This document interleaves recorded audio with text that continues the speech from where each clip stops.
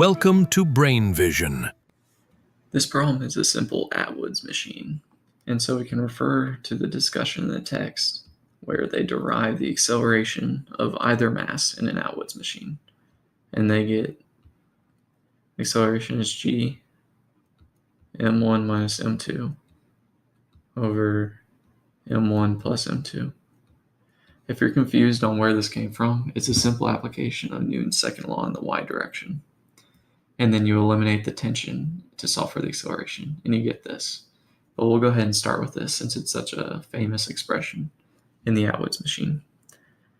And so, plugging in the masses they give us, we determine that the acceleration of the 2 kilogram object is equal to 3/7 g, and it will go upwards, whereas the acceleration of the 5 kilogram object is the same magnitude, but it'll go downward since it's heavier. Now that we know that, we're going to let the initial height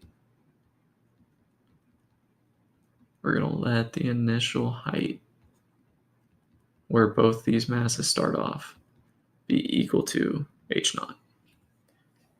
And so now this becomes a kinematic equation problem now that we've determined the acceleration. So when the 5 kilogram mass hits the ground, the 2 kilogram mass is at a height 2h naught. And so the starting distance is actually 2h naught. But we want to figure out what the velocity of the 2 kilogram object is when it reaches a height 2h naught, when the 5 kilogram mass hits the ground. And so the distance it travels from 2h naught back to h naught is just h naught. The acceleration we found is 3/7 g.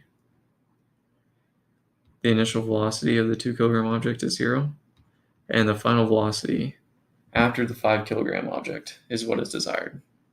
So for this, we're going to use this kinematic equation and solve for v. V naught 0, so that term goes away, and then now we just plug it into our calculator. And what we end up getting is that v is 6 times gravity times h naught over 7. Now that the 5 kilogram object has hit the ground, the 2 kilogram object is no longer accelerating with this acceleration.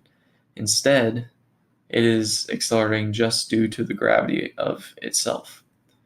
And so to find the maximum height that the object reached, we have to use another kinematic equation. In fact, it's the same kinematic equation, only in this case, our initial velocity is 6g h naught over 7. Our final velocity is 0 because we want the maximum height where the object comes to rest in the air. And the acceleration is not what it was before, it's now just negative 9.8 since regular gravity is acting on it. And we want to solve for y minus y naught. We're going to use the same kinematic equation, this one here, except we're solving for a different thing. We're solving for this. When we do that, we get that it is equal to 3h naught over 7. This is the additional height that the 2 kilogram box obtains after the 5 kilogram box has hit the ground. And since the height of the 2 kilogram box once the 5 kilogram box hits the ground is 2h naught, the total height is 2h naught plus 3h naught over 7.